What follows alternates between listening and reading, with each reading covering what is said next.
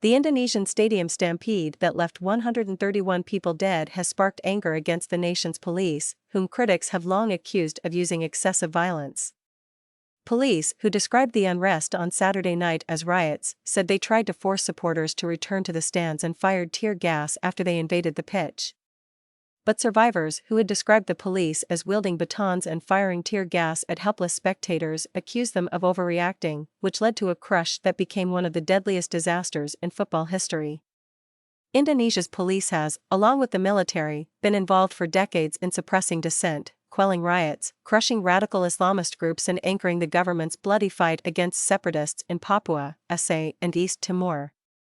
The police force has grown in power as an institution used for the security of the state since the fall of Indonesia's military dictatorship under Suharto in the late 1990s. Data reviewed by AFP shows a force heavily armed and funded to the tune of hundreds of millions of dollars for tactical riot equipment since Joko Widodo rose to the presidency in 2014. Spending on crowd control tactical gear, batons, tear gas, gas masks, shields and vehicles has jumped in recent years, according to figures collected by Andre Presidio, a researcher at NGO TrendAsia who analyses government purchases. They have spent close to $250 million in less than a decade, he said, to kit out officers who use what experts say is often excessive force that almost always goes unpunished. In 2014, the National Police spent $6 million on tear gas. In 2022, that figure rose to $10 million. In the period between, it spent more than $68 million to procure tear gas. In East Java, where the site of tragedy in the city of Malang is located, police spent $3.2 million on batons in January 2022 alone.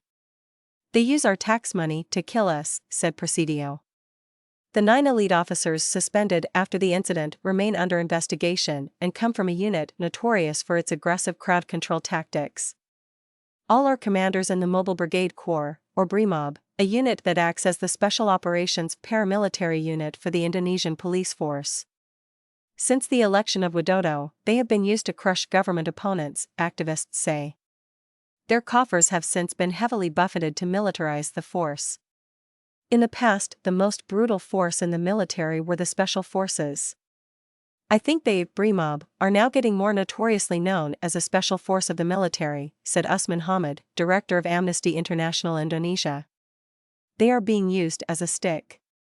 A National Police Force spokesman was not immediately available for comment. Souring public sentiment.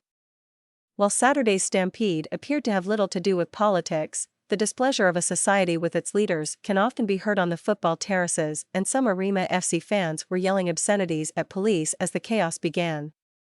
Indonesia's Commission for Disappeared and Victims of Violence, or Contras, recorded 677 incidents of violence by police between July 2021 and June this year that left 59 people dead and 928 injured. In the years before the COVID-19 pandemic, such incidents spiked. In 2018 to 2019, Contras recorded 643 cases of violence. In the following year, it recorded 921 cases.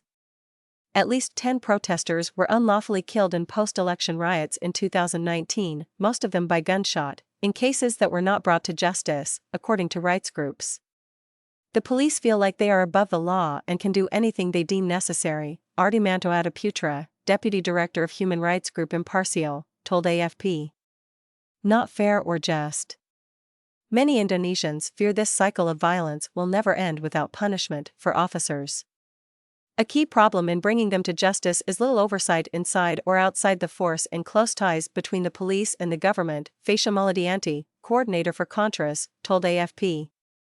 Experts say Widodo has helped place police allies in key positions after the force supported his most recent election bid, and the officers' presence within the Indonesian elite is blurring the lines. "It means little action is taken against officers who commit alleged crimes," said Maladianti. "The sanctions against guilty officers are not fair or just. They are rarely brought to the criminal court," she said. Transparency International ranks the National Police Force as one of the most corrupt institutions in Indonesia. Muhammad Iriawan, the president of Indonesia's Football Association, which has refused to criticize the police over the stampede, is the former police chief of Jakarta. The country's intelligence chief was deputy of the National Police Force. And the head of the country's anti-graft commission was chief of the National Police's Security Maintenance Agency. If we don't do something, I think Indonesia is going to become a police state, said Amnesty International's Hamid.